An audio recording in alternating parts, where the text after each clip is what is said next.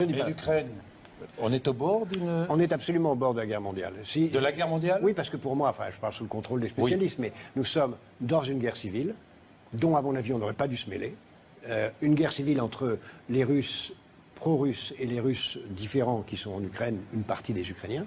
Et cette guerre civile peut, si on s'y laisse entraîner, conduire à une guerre mondiale. Absolument.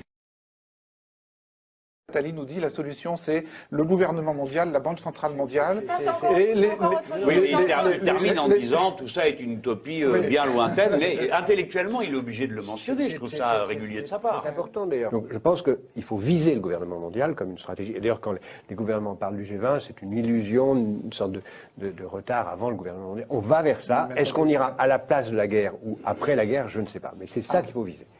Mais en fait, l'autre situation idéale, c'est une ville qui soit en quelque sorte la capitale planétaire d'un univers. On peut imaginer un gouvernement mondial à Jérusalem, même si on peut imaginer, rêver d'un Jérusalem devenant capitale de la planète, qui sera un jour unifié autour d'un gouvernement mondial. C'est un joli lieu pour un gouvernement mondial.